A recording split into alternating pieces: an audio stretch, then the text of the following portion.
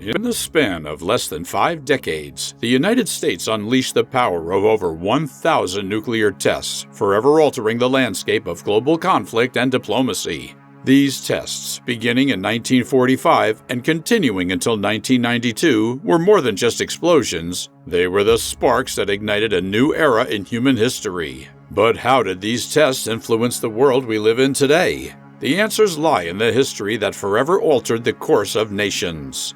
On July 6, 1945, the United States carried out its first nuclear test, known as Trinity, at the Trinity site in New Mexico.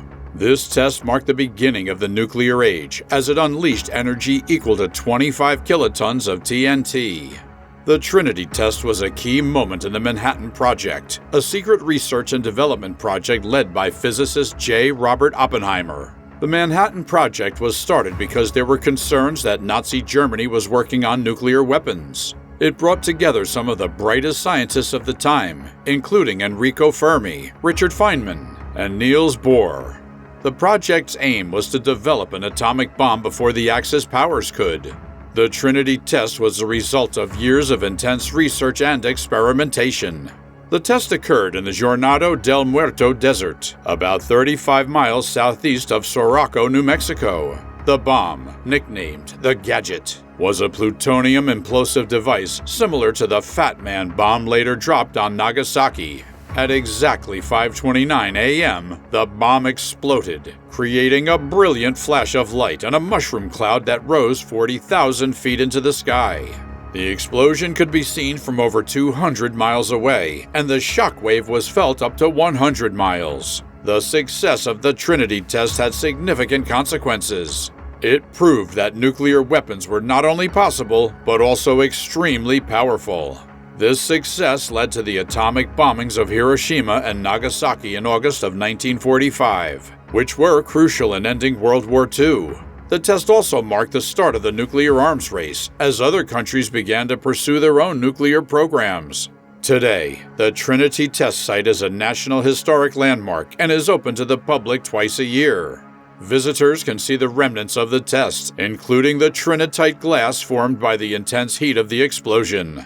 The Trinity test unveiled the devastating power of nuclear weapons and set the stage for the arms race. But how did these early tests evolve in the Pacific, affecting both environment and health?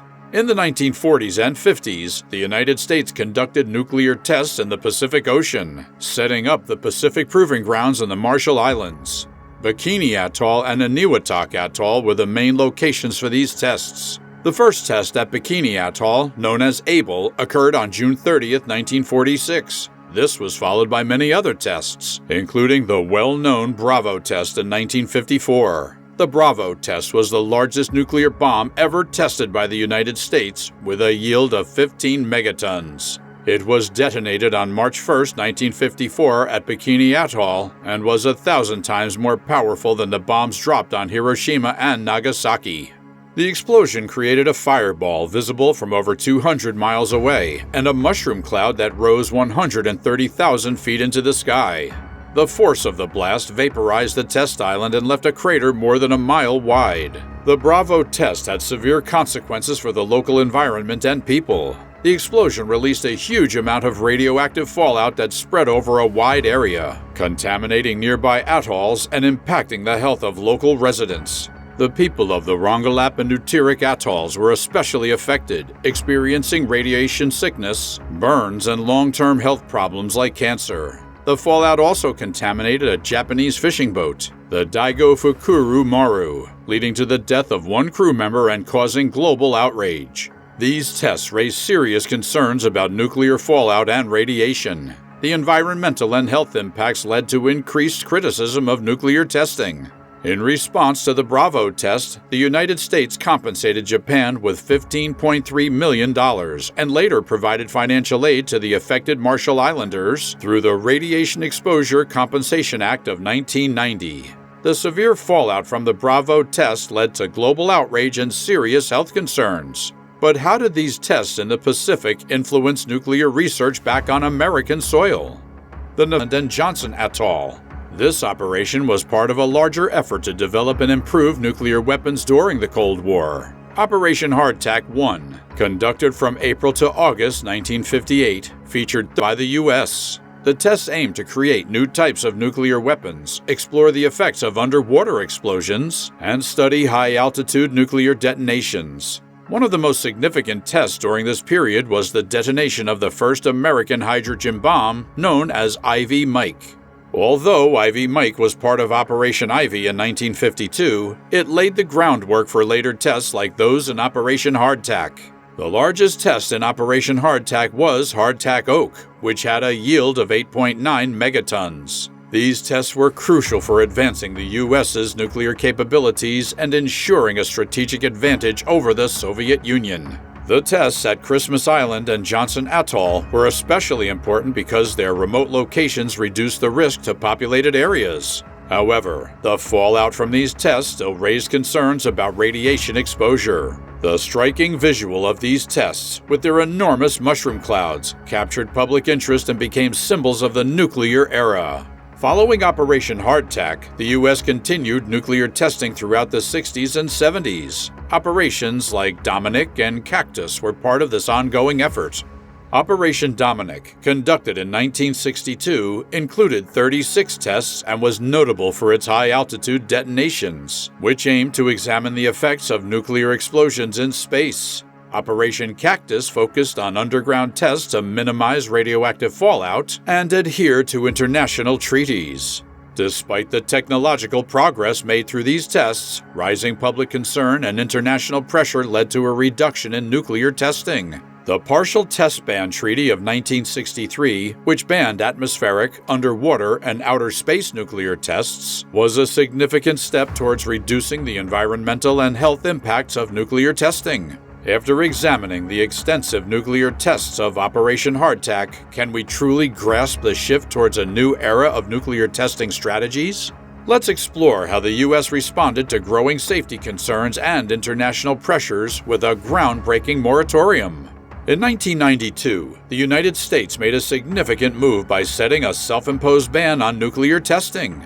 This decision came as concerns about radiation safety and the effects of nuclear tests on global relations grew. By the early 1990s, the global political scene had shifted. The Cold War had ended, and there was a rising international push for nuclear disarmament. In this atmosphere, the U.S. Congress passed a law in 1992, which President George H.W. Bush signed, creating a temporary ban on underground nuclear testing. Initially, this ban was meant to last for 9 months, but it was later extended indefinitely.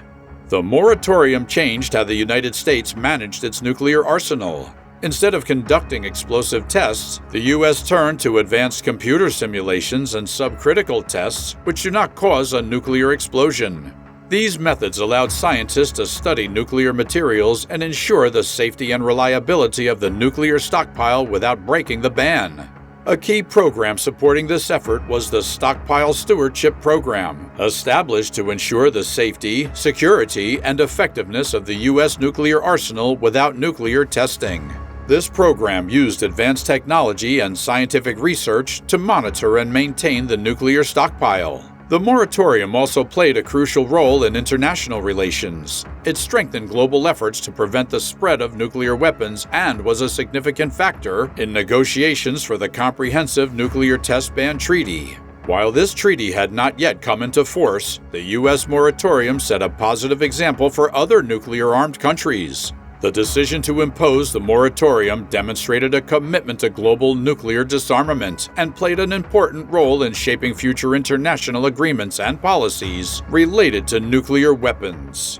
The history of U.S. nuclear tests is a reminder of the delicate balance between progress and its consequences.